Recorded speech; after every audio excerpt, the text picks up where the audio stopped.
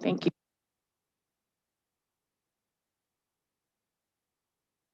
Okay, next up we have enrollment.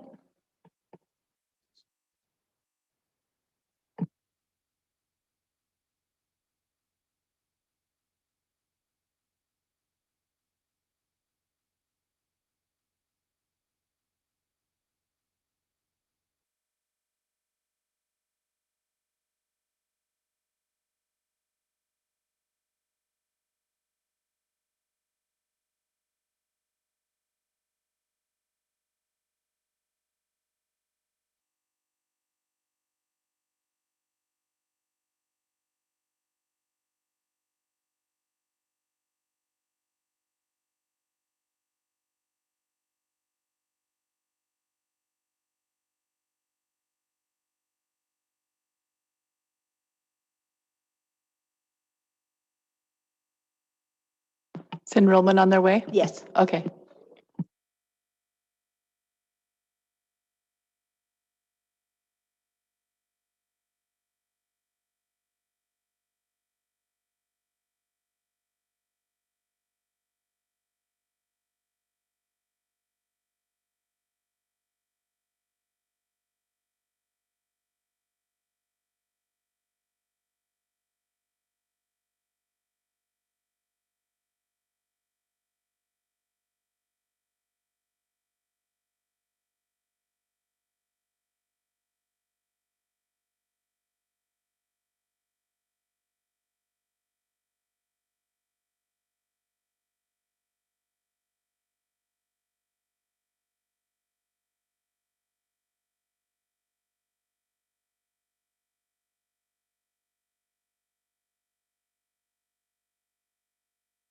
Good morning, Chastity, you're up.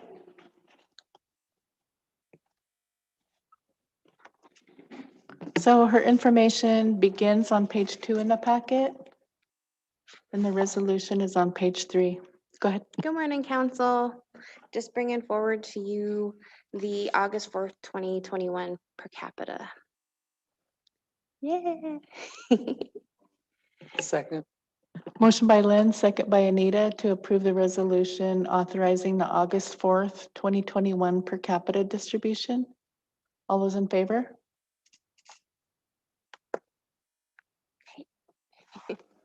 All right. Motion carries with Martin out of the room.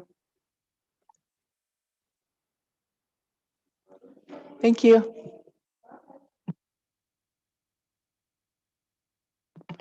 Okay, next up we have natural resources.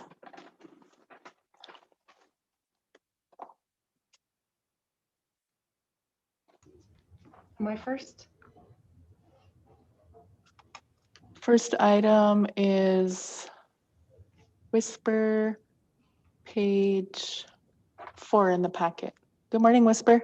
Morning.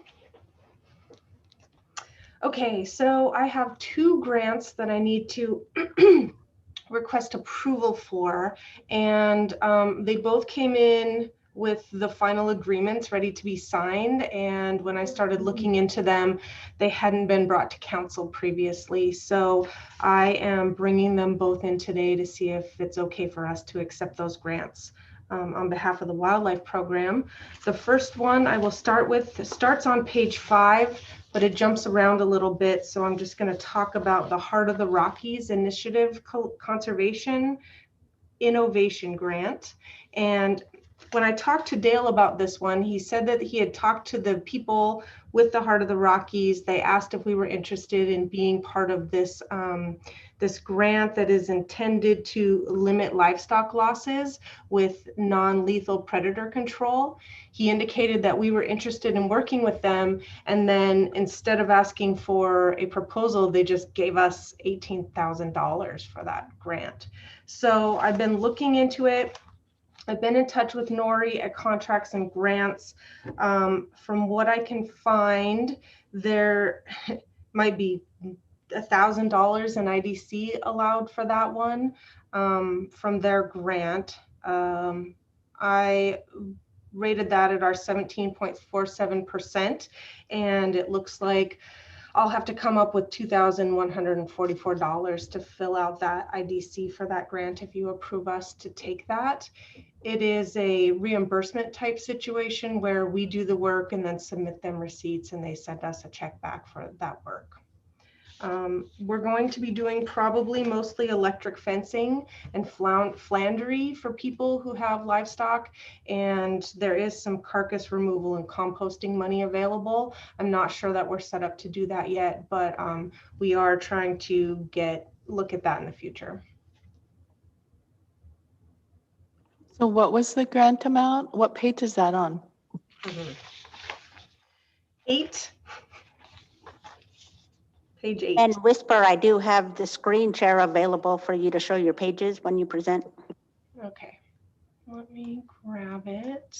It just kind of bounced all over. So I was nervous about sharing it because I didn't want to be flipping all over, but I can do that. In 1 second. Screen share and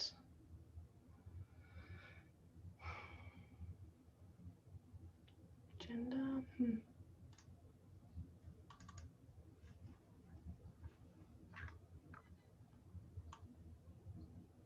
Sorry, I'm going to be sliding around. Right here, Heart of the Rockies. Can you see that? Page 8? Yeah, that's the 18,000. I was wondering on page 7, there's a $4,000. That's Is a that something separate different? grant. That's a separate one, and I'll ask for that one next. Okay, so do you have an itemized page for the 18,000? Nope, it wasn't. It didn't get asked. Like, from what I can tell from talking to my predecessor, that we didn't submit a proposal for this one. We just said that we were interested in partnering with them, and then they awarded us money. So there is one other thing that no, I don't really have an itemized budget for that. It's just it allows for time and it allows for materials, being the electric fencing and the chargers and the things that go along with that. Okay, Anita has a question. Yep.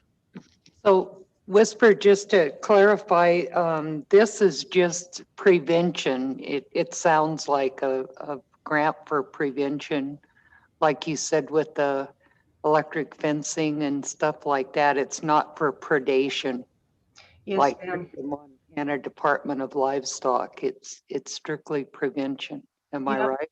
It is a subaward through the USDA to the Heart of the Rockies and then down to us. And so the idea is that it's non-lethal ways of preventing predation on livestock. Thank So you. some of the things that people are doing are range riding in some areas more north of us in the Kalispell area, removing carcasses, and then the electric fencing. Any other questions? If not, I'd entertain a motion to approve the resolution. Motion by Fred, second by Anita. All those in favor?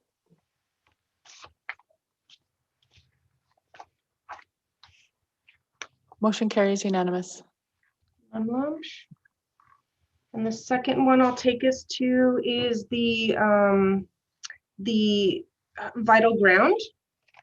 That is one that one of our biologists, Carrie Eneas, had applied for, and that was a 2021 community bear outreach and cider pressing event to include fruit gleaning. And so this is another trying to teach the public or inform the public on ways that we can reduce grizzly bears from coming into their properties. As you may know, the Mission Valley loves apple trees, and bears also love apple trees. And so the concept here is that we would be doing something that occurs in Missoula and Kalispell, where the wildlife agencies encourage people who have fruit trees to clean all of that up in the fall, pick it up off the ground, take it to places, not leave it on the trees to attract bears to their yards. She's proposing to do outreach to people and to do this event. It is also going to be co-supported by people and carnivores, as we see here on page 7. We're going to be putting in the majority of it. There'll also be a bear spray teaching event so people can learn how to use bear spray effectively. This grant only allowed for 5% IDC. As we can see here, it says $192. With our 17.47%, that left us in a deficit of $478. So I can cover that in some of my other grants as well. And this is another one that they're already sending us the paperwork to accept the funding, and none of the background stuff is in place. So I'm coming to you after the fact to ask for permission to accept this. Okay, motion by Anita to approve the resolution. Second by Lynn. All those in favor?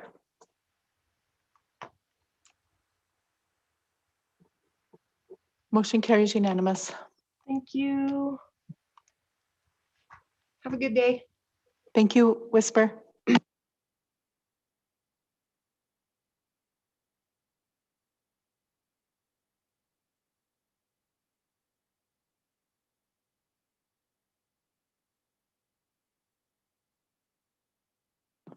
Okay, next up we have Chauncey.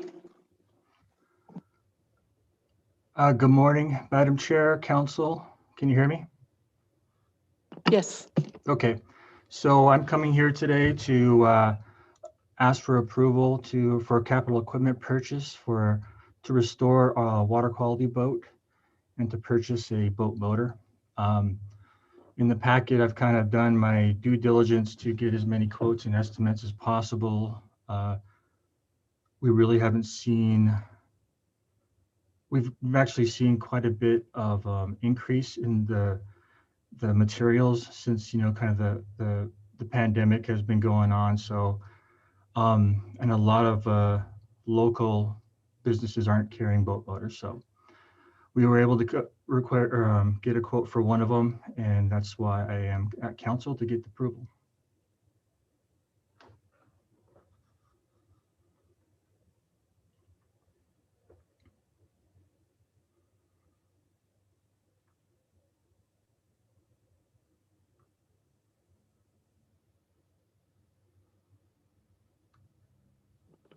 Madam Chair, I'd make the motion to approve the capital equipment purchase. Okay, motion by Martin, second by Bing. Questions? All those in favor? Motion carries unanimous. Thank you. Thank you, Chauncey.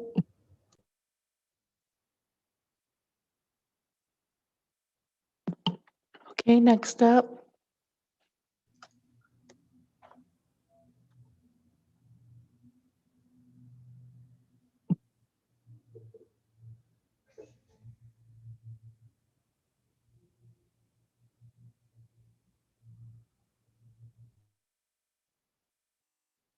Jace.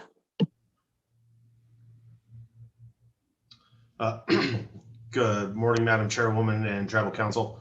On page 25 of your packet, we have my first priority of the day.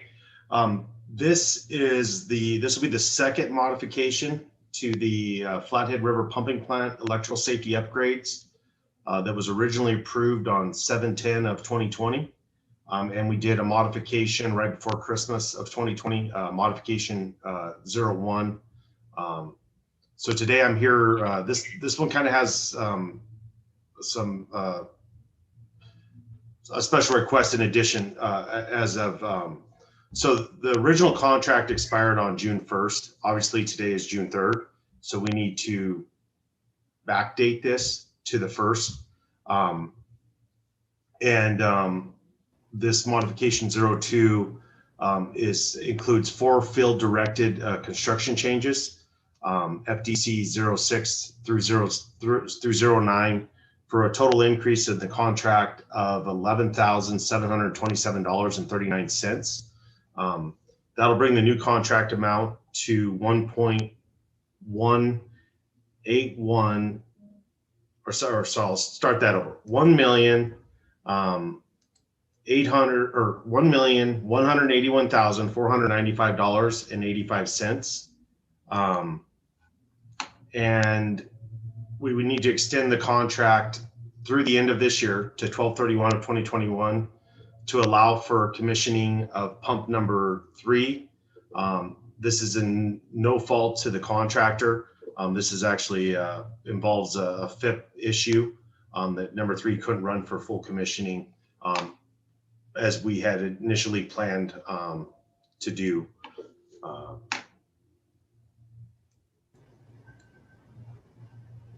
Fred? Madam Chair, I'll make the motion to grant the request to, for the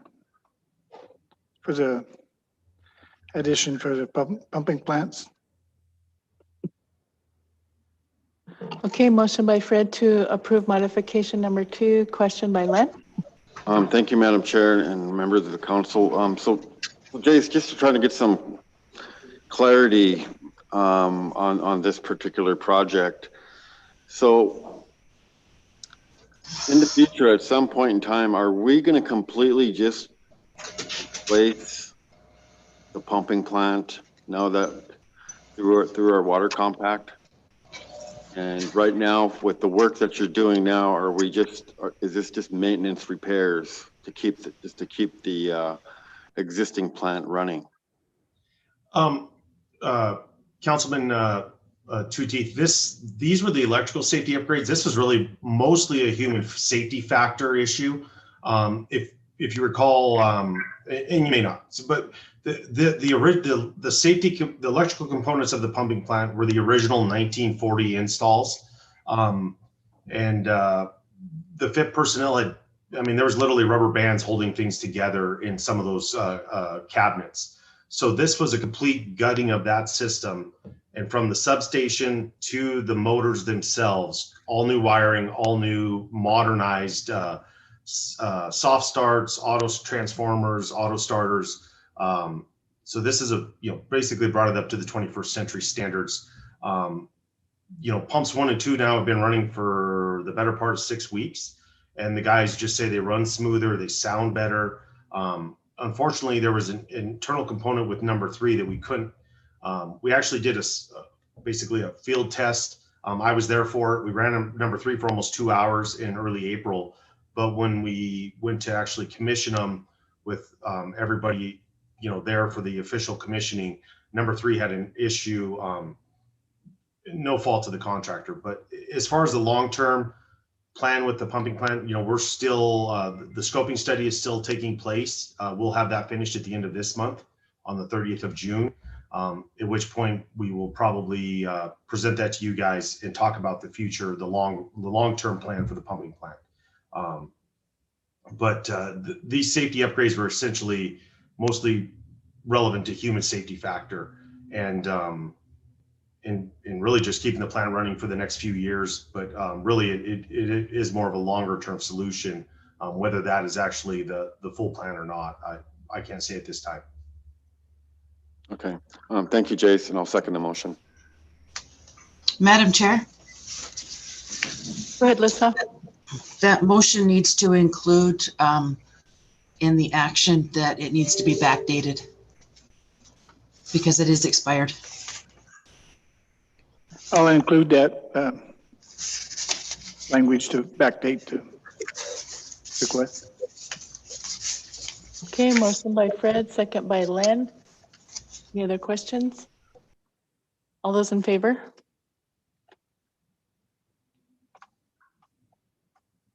Motion carries unanimous. Madam Chair, I'm opposed.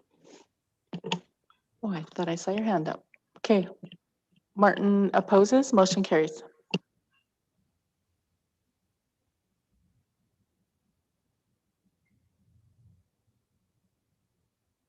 Okay, thank you guys very much for the Thank you, Jace.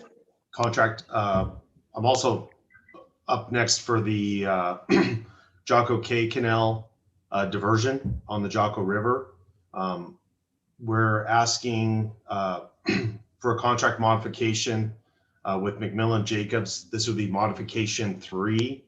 And this is as we work with these guys, the plan was to come back to council every time we took a major step towards 100% design and engineering documents. And as we're also working with the CMCG process with Dick Anderson Construction, who will be the general contractor for building the Jocko K diversion, that we're working with McMillan Jacobs to design. The last round of meetings where we were at 90% engineering, working towards 100% engineering, McMillan came back with some additional cost increases for some additional design work that we asked. A large part is the way we're going to divert the Jocko River so we can do the construction. We asked for some finer details as far as river levels at 2, 3, 5, and 10-year storm events. So the additional amount would be to increase contract 20-120. Modification 3 is requesting an increase of $128,074 for the additional hydraulic analysis, design, finalization, and additional field construction support, which will bring the total amount of the contract with McMillan Jacobs to $665,219. And this engineering amount is in line with the total construction of the project, as it is in excess of $5 million. Okay, any questions for Jace? If not, I would entertain a motion. Motion by Bing. Second by Anita. All those in favor? Motion carries unanimous. Thank you for your time today, Madam Chairwoman. Thank you, Tribal Council. Thank you.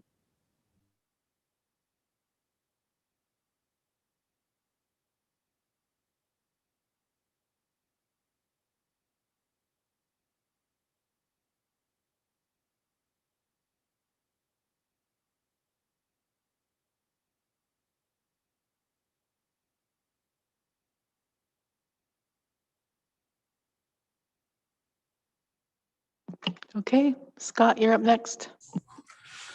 Good morning, Madam Chair, members of the council. Today, I'd like to request approval for submitting the Transportation Alternatives Grant application for the Montana Department of Transportation's grant for the Big Arm to Elmo path. Well, we changed the name to Elmo to Big Arm Phase 1 because we're starting at Elmo, since we had all the right-of-way at this area. So this application begins on, well, if you look on page 52 of your council agenda, that's where I'm starting. Page 53 just is the general requirements for the application.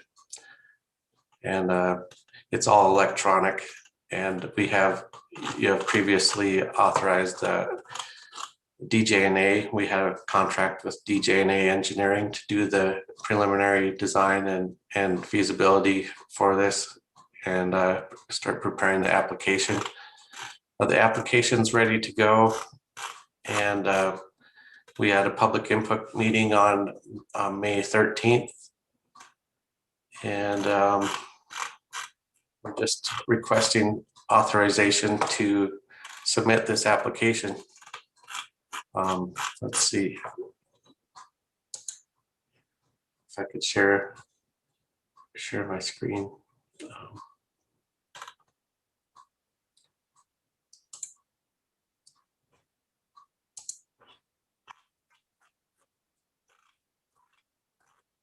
It's just so it's the Elmo to Big Arm State Park Trail project, and it's an 8-foot wide trail, and a lot of it is along the guardrail portion, and it requires a small retaining wall, and it'll be a good path. We think it's a good opportunity for obtaining, it's 100% federal funds going into this and no tribal dollars if we get this grant.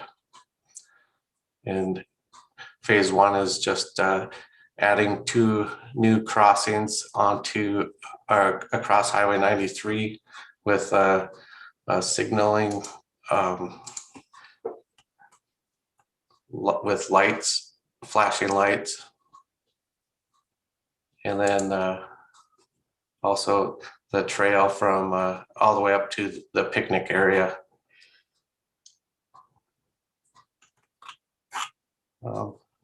Yeah.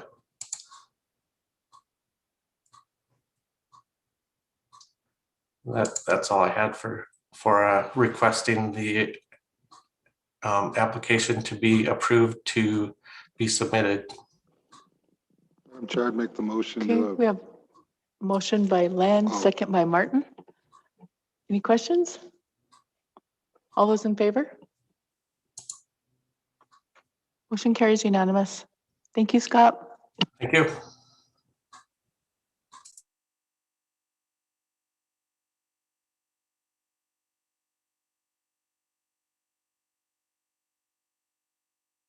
ahead, Fred. Scott, this is Fred. I'm wondering, and maybe Ellie could chime in on this. We seriously need some assistance with walking past. I know we've got the Elders Park there in St. Ignatius, but it seems like overall from north to south, we've been kind of left out of opportunities in the Mission Dam Road, St. Mary's Lake Road, Airport Road. It's kind of a, off the beaten path, but there have been people hit and killed on those roads, literally. And then, but if you look up between Ronan and Polson, even down now at Arlee to Dirty Corner, there's some nice walking paths, and it just seemed like over the years, for some reason, we've kind of been left out of the. So I guess I'm just asking who we could talk to kind of get us on a list of potential. There again, there's a lot of traffic now that goes to the Amish store down Airport Road, and I'm literally afraid to let my grandchildren ride their bikes or walk along those roads because of the danger. So I guess I'm just asking who we might talk to. Yes, back in, I think it was 2016, we did we had a ranking of all the paths that were on our long range transportation plan. And I think that St. Ignatius one did rank very high on it. And so that was on the priority. But to answer your question, we need to reevaluate that the paths and get them into the long range transportation plan. And we can address those and look at all those factors on safety and usage and need. Thank you, Thanks. Scott. And we actually did apply for a Tiger grant to provide that connectivity all the way through the reservation, but it wasn't funded. So, and then we did apply, I think the next year under another, they changed the Tiger funding, but we did apply again and it just we didn't get it. So, okay. Jennifer's contacting Chuck and Rick to see if they can fill in before the Bison Range update at 10:30 with the towers discussion. So we'll take a 5-minute break.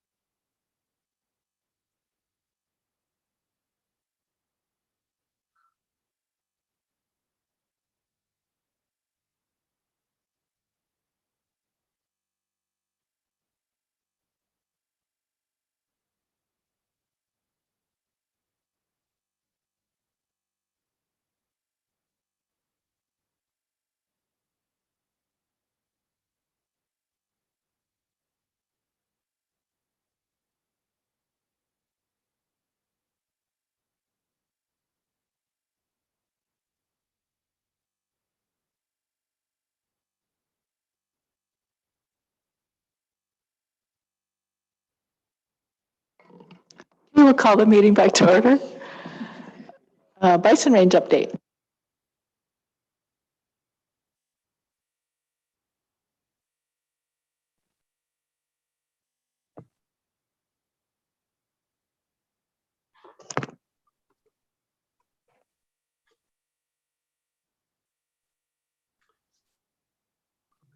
Madam Chair, Tribal Council.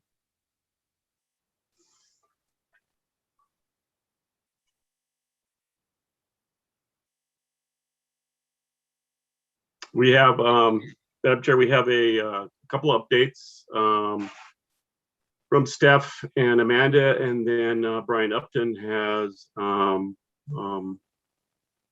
revisions to the MOU documents. So if Brian's on, we'll just let Brian go first. That's okay.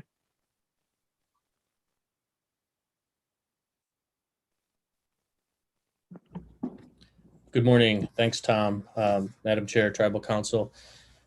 I have an update on the MOU amendment, but I guess I'd first just like to address the funding for deferred maintenance at the Bison Range and the President's budget.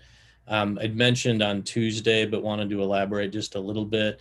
We had worked to try to secure $5 million in deferred maintenance at the Bison Range through FWS appropriations, and the service supported that and are looking for their own in order to fund their replacement facilities once they leave the Bison Range. So when we saw the overview of the budget that came out last week, typically those overviews do not identify specific deferred maintenance budgets. We did notice that the deferred maintenance line item in the FWS budget had increased. So I spoke with the head of the refuge system last week, and she told me that the Bison Range deferred maintenance request was or is included in the list of deferred maintenance projects that FWS routinely provides to Congress along with the budget. So that particular document, I guess, has not been made public yet. It hasn't been submitted to Congress, but she said she would get it to us as soon as it is. And she reiterated that this is a priority for the service. And so they intend to make sure that those deferred maintenance needs are met. We have a transition call, our weekly transition call later today with FWS and BIA. So I will follow up and just see if they have an idea of when that document will be released so I can share it with you. But I did want to make sure you all know that the request appears to have been met, and it's something that we can support on the Hill. And with respect to the Bureau of Indian Affairs, we will have to wait until we get a more detailed budget from the BIA to see what sort of support during this transition period they'll be able to provide in response to our requests. So I don't know if anyone had any questions about that, but I just wanted to give a little more detail on where that stood. Thank you for that update, Brian. I sat in on a call with Brian Newland yesterday, and they were going over the budget. They had Daryl LeCount, Tony Dearman, and some others on from BIA and BIE. And I really wanted to ask, but I thought I better not. So I'm glad for this update. Thank you. Okay, and we definitely will follow up with them once we, if we see the budget with more detail and depending on what we see in it, we can follow up as necessary, but that's good to hear. And they did mention the additional water compact funds for CSKT and Navajo, Utah. So they did kind of call us out. And so I didn't want to ask about the Bison Range. I thought, no, that's probably a private conversation. So. Yeah, and I think that makes perfect sense because they had inquired about how they could support and we responded. So I think that I'm optimistic about what will come out of that, but we should see pretty soon. Then the other item I had for you, I have to apologize. Over the past few months, we've worked on some amendments to the Bison Range Transition MOU with FWS and BIA. And it's, I think, fairly technical. It's on page, the amendments, it's a 2-page document and it starts on page 66 of your packet. And I will try to share screen, I'm probably not going to be able to do this quickly. Sorry, I'm not too used to doing that yet. But what I needed to tell you, I can give you an overview of the amendment. What it does is it's intended just to make the MOU more current for the situation we have on the ground now. And so it just talks about the public access procedures and how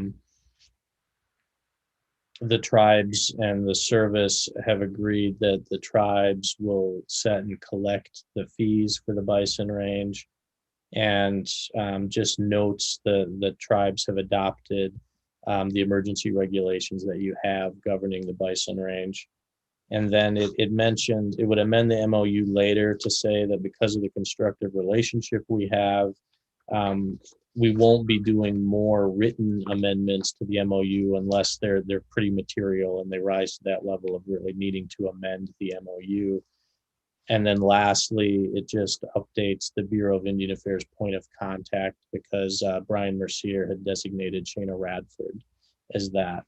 So as we were getting this through, I wanted to have the service and the Bureau sign it before it was presented to you so you could be the final signatory.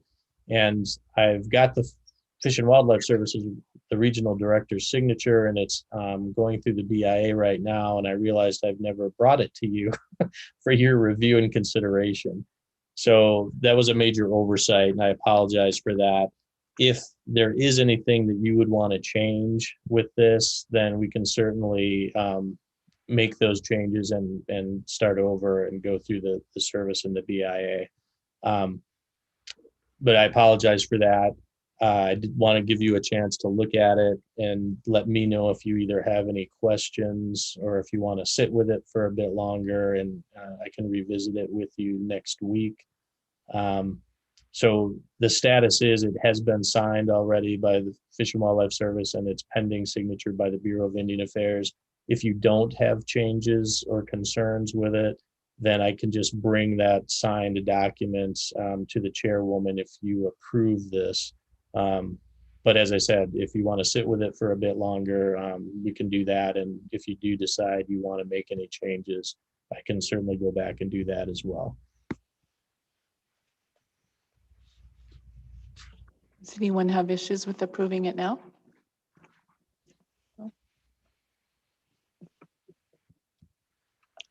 Question, Anita?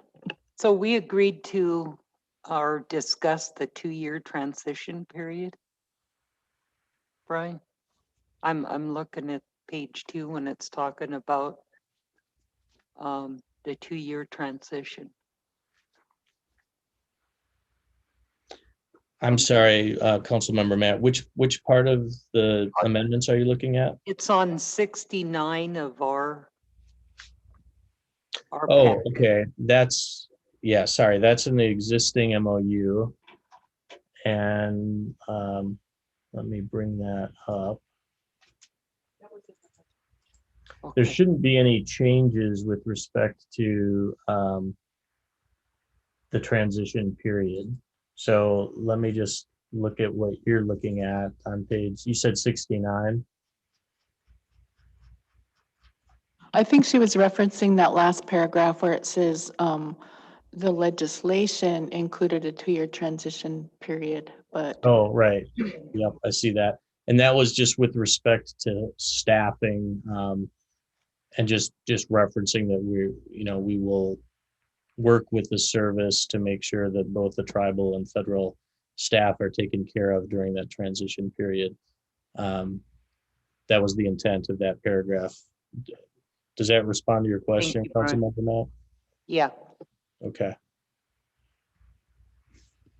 Okay, is there a motion? Motion by Anita, second by Fred, to approve the amendment, the That's right. MOU. Amendment number 1 to the MOU. All those in favor? Motion carries unanimous. Thank you, Thank you very Brian. much. And thanks, Tom. Madam Chair, I'd like to have Steph Gillen give you an update on the visitor center work that's been going on and where we're at there. Good morning, everyone. Just give a brief overview, and I do have some pictures I want to share. So we have a number of signs at the printers right now. We are using Alpha Graphics and also Dan Roulier to try to speed that process up. So hopefully we start getting those put out, and I will keep you up to date weekly. We do have we do have our rules and regulation signs up right now. So that's, we're starting that to get them out on the landscape. We have started to shift our work for the interior of the visitor center. So the signage within, again, we're working with Alpha Graphics on some pretty nice like it's kind of wallpaper. So I'm excited to show you some of that soon. We might have a slight hang up with one of our contractors, the painter within the museum area. When we pulled off the existing wallpaper pictures that they had, I think I had shown you that some of the top of the sheetrock was kind of torn off. So then they have to go through a process, and my sheetrocker started it, and then he got pulled off on other jobs. And so the painter who used to be a sheetrocker is taking over, but he's super busy as well. So I'm trying to keep gently poking him to encourage him to get back in there. But we do have a lot of internal sign work that we are working on currently. So I'm hoping for this month to be close to wrapping up with that. The visitors or the gift shop, I want to share my screen and show you some updates on that. And if you can see, remember we did utilize or repurpose a shed that was falling down, down by where they're newly constructing the maintenance shop. And so here I had the contractor use them to do, this is a closet that stores stuff in behind here. So I had him use the existing wood that we had and make some barn doors. He also used, I found these handles on the barn or on the shed that was falling down, and he utilized those as well. And then if you go over here, he has the wainscot up. So here's the floor. We used our tribal business home floor covering out of Polson, and they installed the floor pretty quickly within about 2 days time. And then the contractor came in with the wainscot and had that up within a day as well. So there is lots of progress happening out there. So I've been working with our crew with weed work and trying to just have the front area, kept clean and weed free.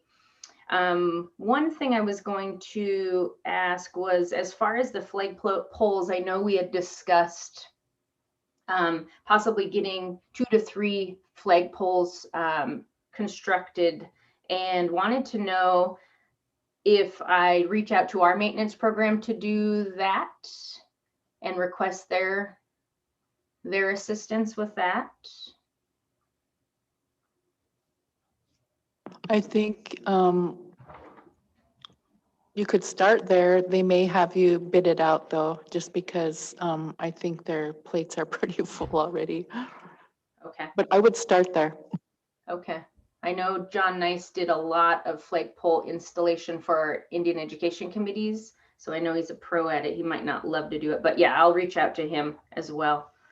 But yeah, we're doing a lot as far as reorganizing, taking down some mounts that are on the walls and putting some of ours up. There are a lot of outdated mounts and, with non-native animals that we and really older mounts that we wanted to take down. So we are working diligently on that. I did want to mention we had been having issues with the website. And so we have our IT, Crystal Reese, and our IT program is working with trying to absorb the bisonrange.org so we can make our changes and hopefully add a tab that just has our bison range information, hours of operation, gate closures, all that good stuff that people are complaining about not being able to find. The Fish and Wildlife Service, Amy Kaufman, was able to take theirs down. So when people accessed it or researched it, it was the wrong information, and now it's down completely. So we're having our IT work on getting that updated. So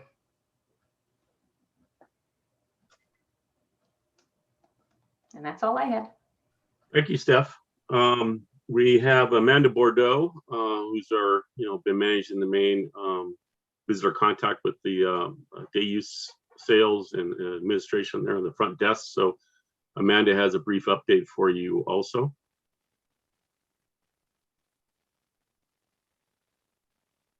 You're muted, Amanda. Sweet, thank you. I just wanted to give some numbers of how much we made for May. So we're using a square system, which is amazing. You can sort by days, by hours, by passes. So I just grabbed some totals for a quick update today. In May, we made $15,000 in annual passes, 16,000, almost 17,000 in day passes. So that equated to 750 annual passes we sold in just May. And we sold 1,672 day passes. So it has been quite busy down there.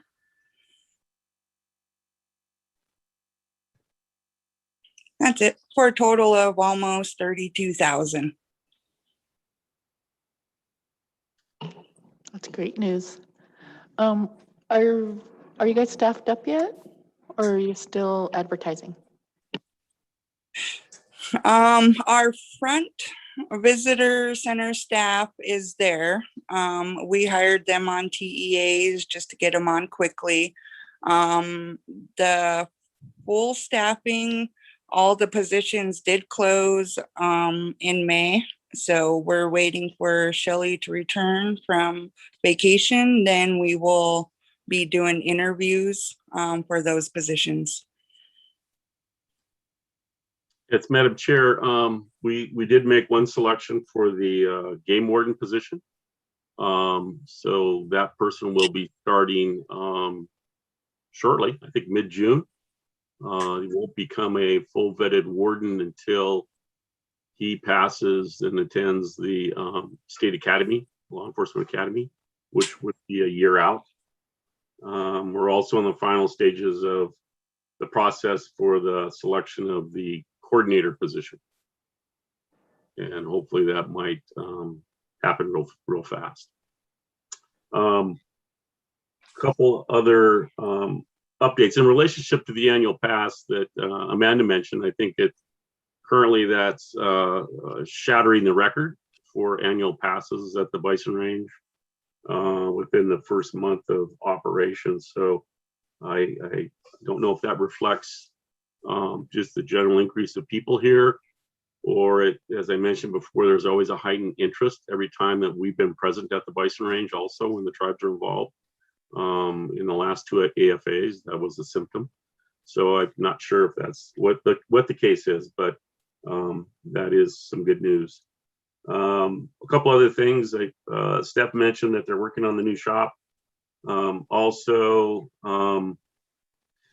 the visitor center office space, Amy Kaufman has relocated her office to the bio house. So that makes room for the coordinator position to have office space in the visitor center.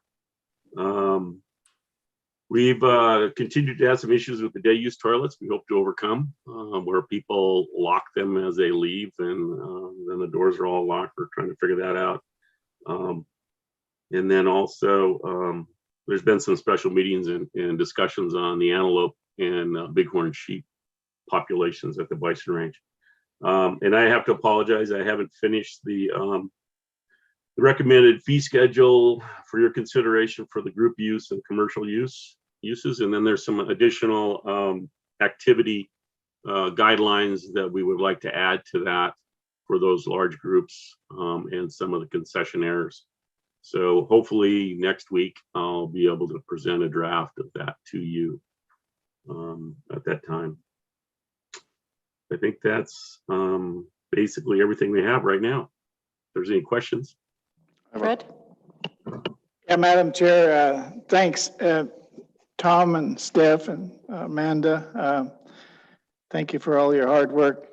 You know, maybe it's just me, but you know, when we took that one of the site visits there, and this has been kind of in my craw for a long time over the years about the big medicine, and I know when I brought it up, I think Steph, it was you that mentioned, or something, or maybe it was staff there, maybe it was Amy that mentioned that the condition of the big medicine was not the greatest in the world.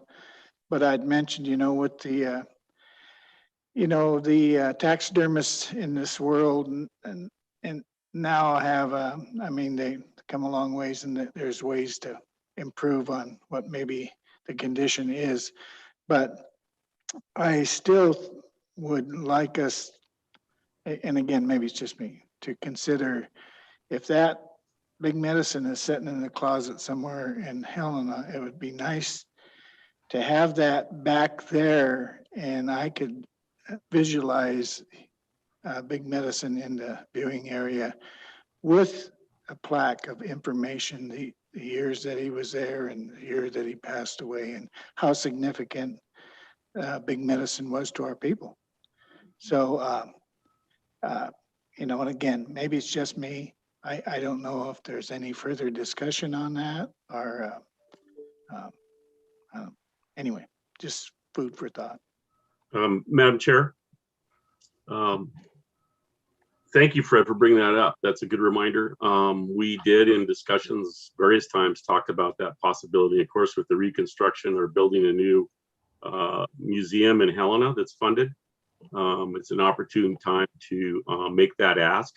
And I think either Amanda or Steph had talked about a spot in the visitor center where he could be elevated up in the loft area, actually. So actually, even if the taxidermist didn't do a really good job on refurbishing him, we would move him up and away from the visitors so they wouldn't be intimately looking at him like the other buffalo that's in the lobby.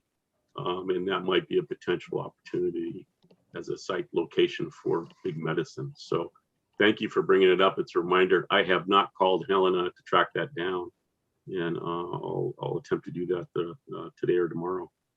Thank you. One other item, I guess, on the advertisements. I mentioned this before, that we had no qualified applications for the business services manager. We're still reviewing the potential to re-edit the position description, lessen qualifications, and then also there were some interested folks that had talked about it, and so we're doing some trying to do some recruitment.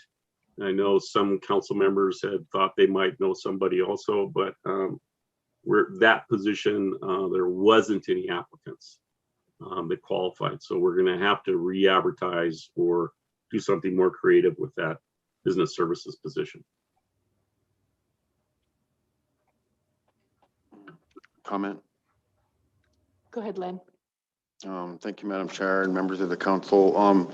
So Tom, in regards to next week's discussion about the permit changes, I just wanted to relay a message to council and staff regarding a phone call that I received from one of my constituents in Elmo. He was quite upset regarding the current permit system, because what is happening up north. I'm not sure if anybody's familiar, but there is a non-member business that is happening near the Big Draw area where people are leasing out razors and ATVs, and then they're going up onto tribal land and really disrespecting the land. And there's very minimal monitoring up there, and he would like to see game wardens up there more often than not. And also in the jetty area, we're getting a huge influx of non-members up there on these ATVs, and it's just getting out of hand. And he was really upset knowing the fact that these people are on there with using our permits. But anyway, one of his suggestions was to just identify certain properties that these permits are good for, because there are a lot of tribal members that are being run off of our own tribal properties because it's just being overran. So, but anyway, I let him know that I listened to his concern. It was a valid concern, and he does plan on coming to council to address us on this issue. But I did let him know that I was going to bring this up to you all, and hopefully we can have some good discussion on some changes on those permits, so we can have a little bit more discussion on how we're going to start allowing people to utilize those permits. Thank you, Lynn. Tom, were you aware of this? Madam Chair, no, I was not aware of that particular issue. We do get reports periodically on, people on motorcycles or ATVs or whatever they call them, those side-by-sides. But mostly, that's if they have a rec permit and they remain on the roadways, that's allowable. It's the off-road use, other than checking for rec permits. If they get off-road, then that's when we tend to really go after them for sure. But no, I didn't know anything about a business renting that equipment in that area, or them doing it up the Big Draw area at all. As far as recreational use on the tribal land or landscape by non-members, we certainly can revisit the forest plan and describe those larger landscapes that we want to close to just tribal members and their immediate families. That's always an option, as the tribal council can desire to do that. We would do our best to try to enforce it. The enforcement is a difficult issue, and staffing is another issue, which brings me back to the bison range. We may, to alleviate some of the warden demand at the bison range, we may be looking at bringing on emergency hire, some extra visitor service staff, just for this transition period of this summer, to do visitor contact in the field on the roadway. Hopefully we might be able to talk some retired game wardens into helping us with that. But we may be doing that to alleviate some of our visitor use compliance concerns reservation wide. And that would certainly help with that particular issue. Madam Chair. Go ahead. Thank you, Madam Chair. Tom, thanks for suggesting that we review those in full. And would you just also please make a note? I'd like us to review the history of the establishment of the Lozo management area and kind of talk about that as well. We had mentioned when we did the field trip on the Hubbard Dam review last month that, there was access. It brought up the question, I guess, of what the purpose of that management area is and how it's managed, and kind of talking about that. I always figured it was a primitive area, but it's not the same. And so I'd like a little bit of orientation about that. if we could, please. Thank you. Yes, Madam Chair, we could definitely do that. It is a different history for that primitive area versus the South Fork, the Jocko primitive area. The Lozo primitive area came into being in the referendum vote to verify non-member closures for the South Fork. South Fork has a history, goes back to the very first tribal council. That's how long there's been an established South Fork. The South Fork was more like Lozo back in the day, where multiple use was allowed, commercial logging, et cetera, grazing. And through time, that all got retracted in the South Fork. It's just more recently that the Lozo primitive areas had some conditioning on extractive uses, and from timber harvesting to grazing. But the main focus on that is the non-member use restrictions. And the difficulty of the Lozo is there's so many ingress and egress roads in it, and some that have right-of-ways that are very absolute. So it has a harder time to button up, like the South Fork is easier to do. So we can do a full presentation on that, along with all the proposed closed areas in the forest plan. And Lester Big Crane and I can come in and provide that to you at your leisure. We'll try to schedule it for later this month or in July, whatever works. Along with that, it is the regulation starting point to talk about regulations. And one of the things that we've tried to do on the non-member permits is recommend a fee increase every 2 years. The one thing that we would strongly recommend is an absolute, other than tribal members, family members that might be accompanying them, for the rest of the general public, we would recommend a really high increase in the camping stay. So we think we can withstand a significant increase from the individual camping step of $20 to nearly $100 or more per person per year. So we would strongly recommend that increase to alleviate some of the pressure on some of our campgrounds and achieve more revenue for management. Do a combination, but I am deeply concerned about the sheer number of people that are moving to Western Montana, the new people I'm seeing now that beyond the COVID. And I am deeply concerned about our membership going to any of our recreational lands and not have space for them. So that is deeply troubling, that I would have someone go up to Mission Dam and not be able to recreate there that's a tribal member, go to McDonald Lake or go wherever their favorite spot is, and be not even have a parking or access site. So and they could all be legal, licensed non-member recreational users. So I think we're facing some capacity limits and some strong recommendations here in the near future over the next few years to deal with that growth of Western Montana population. Anita? Thank you, Madam Chair. Kind of going backwards here, I'd really like to thank Lynn for bringing that situation up, because those ATVs and four-wheelers and whatever are just tearing the heck out of our rivers and corridors. They're not driving on the roads. They're off-road. You know, if you took a helicopter across there and looked at it, it's just everywhere. So I'm glad that Lynn brought that up, and I know that Vernon also brought it up during the elders meeting, that was one of the complaints of the elders in Elmo, is about the permits, and that they feel that they can do whatever they want to because they hold that permit and they can go where they want to.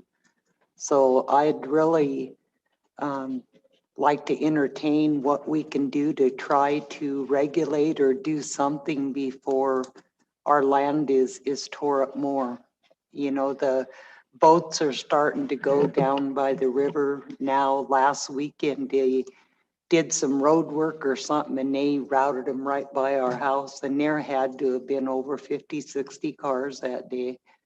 And then you get the RVs or the 4x4s and the side-by-sides and the bikes. And so I look forward to that conversation with Natural Resources. Thank you. Okay, so I have a question. Is the visitor center going to be done by the first week in July?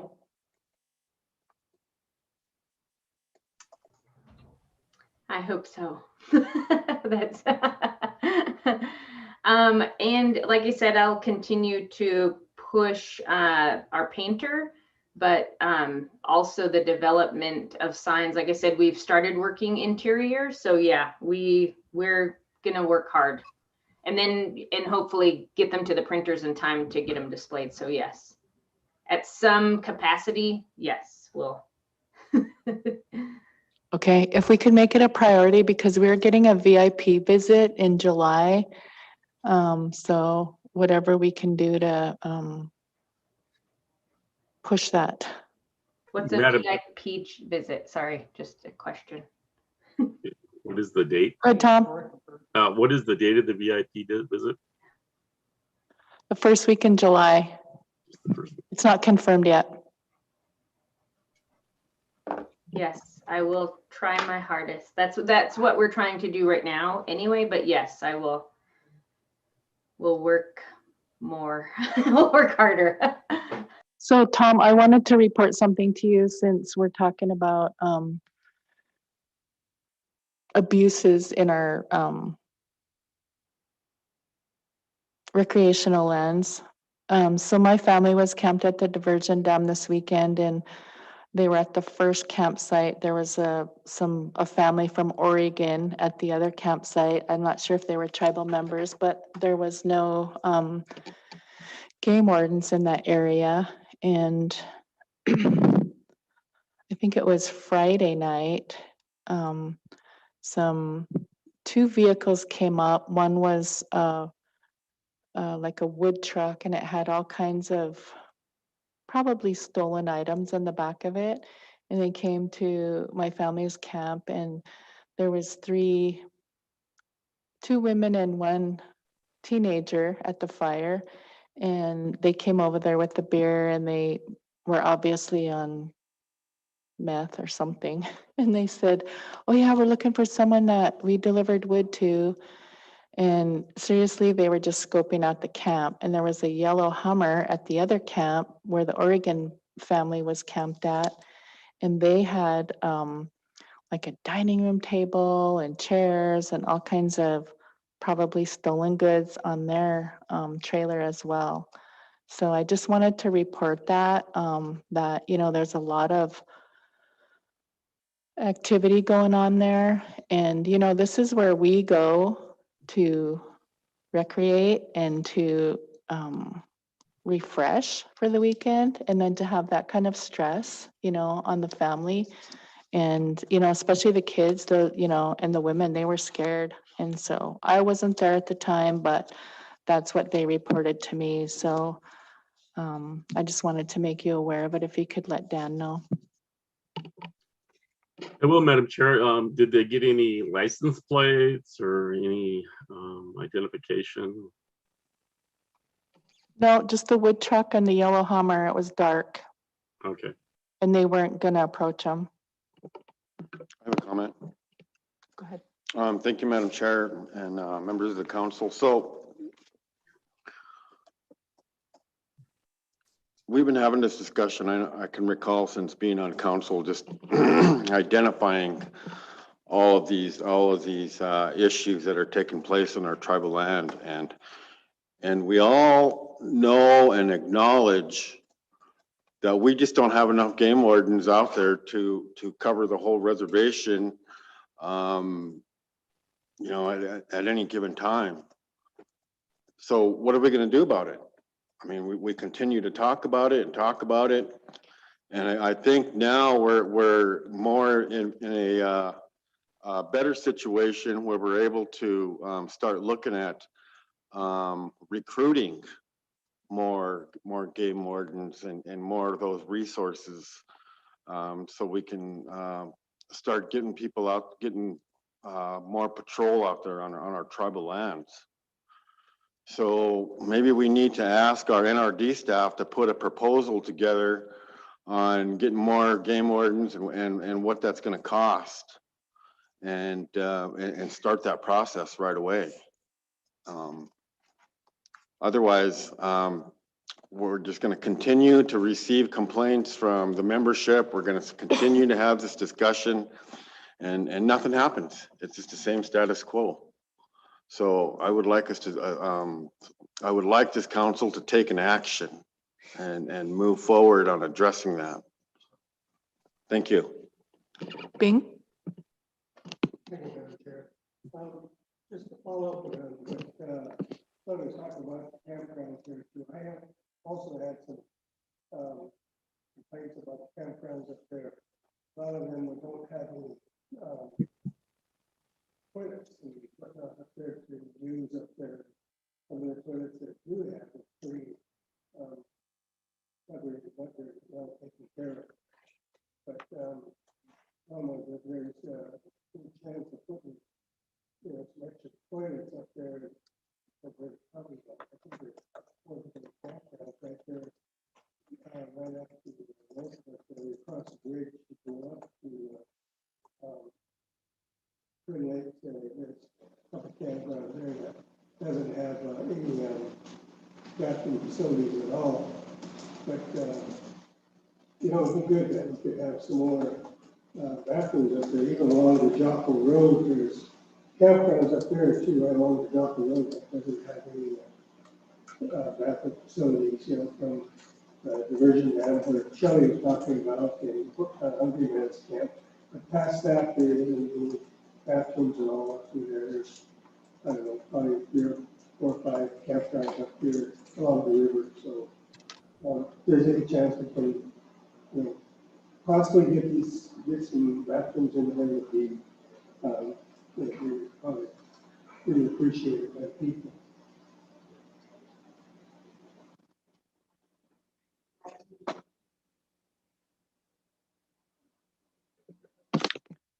Go ahead. Go ahead, Fred. Yes, Madam Chair. And I'm wondering too, Tom, this is very, very good discussion. Last time I was camping was 2 years ago at St. Mary's, and you brought up our folks are talking about the ATVs and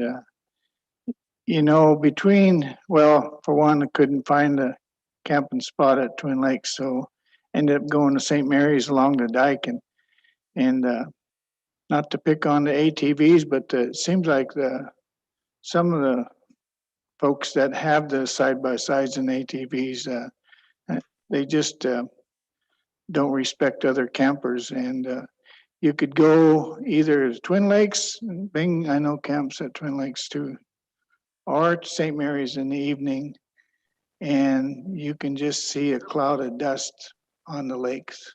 I mean, from the use of ATVs, and they just don't have any respect for the campers. But the other the thing is maybe it's time that we just identify and again, like we did the South Fork of the Mill Creek area, identify camp areas for just tribal members, and limit areas where there shouldn't be just this uncontrolled option for just because they buy a recreation permit, they can just go set up a camp anywhere. I think we need to have that serious discussion because, as Tom, you mentioned, maybe it's a coincidence, but I think the coincidence is due to COVID, due to out-of-staters, they're loving Montana to death. I mean,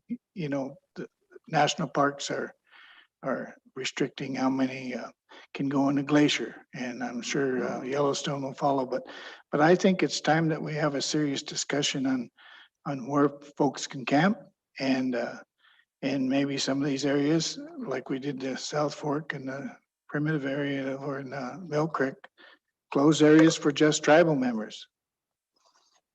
Anyway, we need that discussion.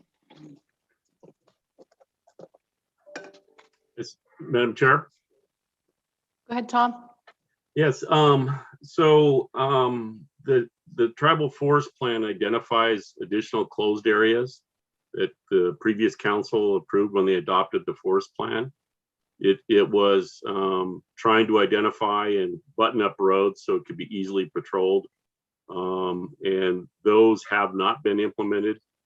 In addition, the limitation on our budget is been frozen as far as our compact funding for the wildland rec program. We've been able to provide funding for certain aspects that are funded by dam mitigation, but that doesn't fall for the areas that most of the discussion has taken place for. So if we had additional funding for recreation facility development, we could do that real easy. And additional game wardens would be very beneficial. If you wanted to improve the budget for that, we can come up with, we know exactly what it costs for a game warden. We can bring that forward. We were going to put in this year's budget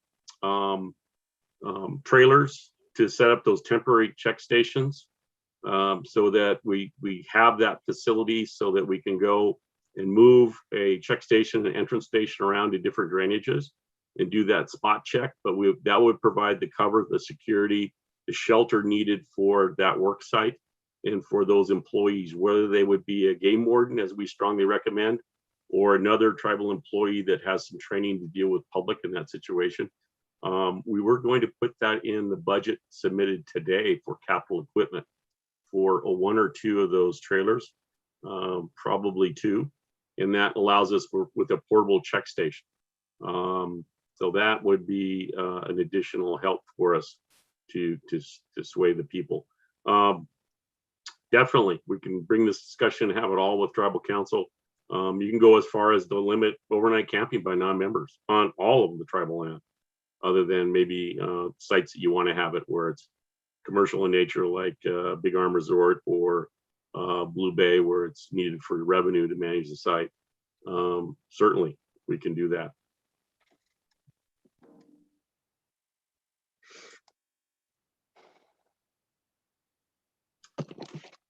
Okay, any other Bison Range updates?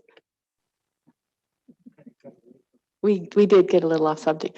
I apologize if you guys aren't able to hear. My microphone is jammed, it's stuck on, so I can't turn it off, and it's connected to every other microphone in here.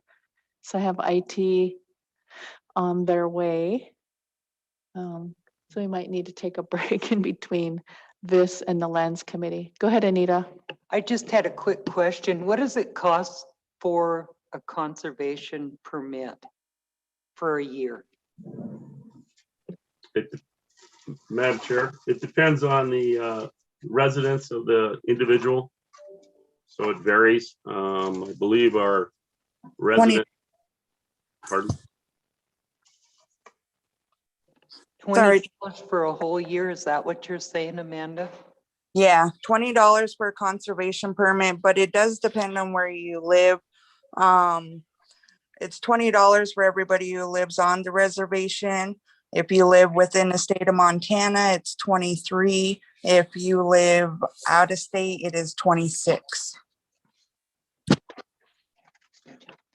So maybe that's something that we need to revisit right there. I mean, what does it cost to go into a park a day? And I know we brought this up a few years ago and we discussed fees, but yeah. Thank you. Comment?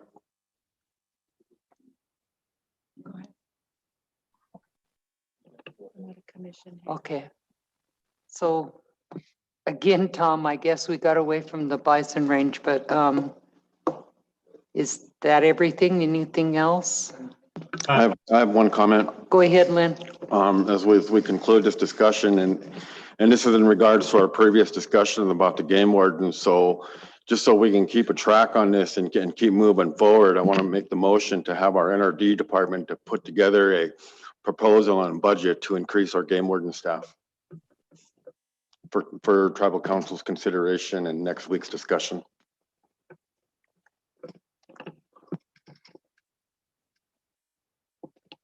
That's a motion, Lynn. Do we have a second?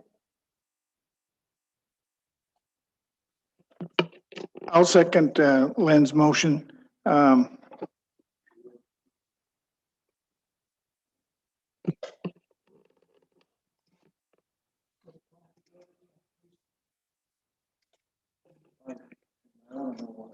What's our measurement? 1, 2, 3, 4. Just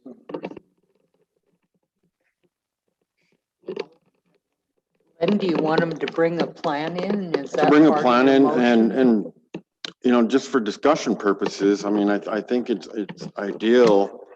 I think what we would like to see is that on any given shift, we have 2 game wardens in the south and 2 game wardens up in the north at all times. And I think that would be, you know, covering a lot of ground and making sure every area is being monitored. So, yeah, adding four additional 4 game wardens. So I have a question. Do we need a motion on that or just direct? Well, Madam Chair, natural the reason why I brought the resources motion up is so we can keep track of it. And we know that it's of record and it shows the membership that we're moving forward with the plan.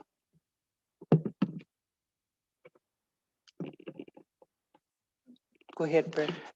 Yeah, Lynn, would you consider amending your motion to bring a plan together to look at increasing game warden staff rather than just increase it, a plan together?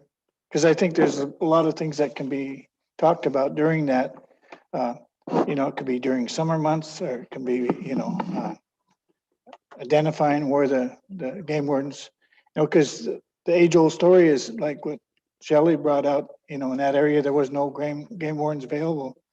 I would like to see him identify having those game wardens in certain areas every day and you know, patrolling and because the age-old story is that, well, you know, you try to call a game warden, well, they're somewhere else, you know, but anyway, a plan. Yeah, if I need to make that amendment, yeah, and it would be just for a plan for discussion for next week. Just Okay, so we've got a motion and a second. All those in favor?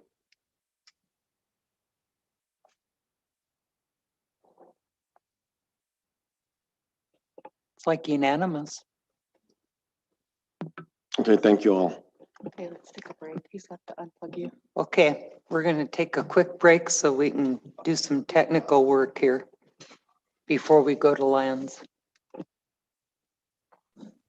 Okay, Nadine. Thank you. Disconnect us all. I know.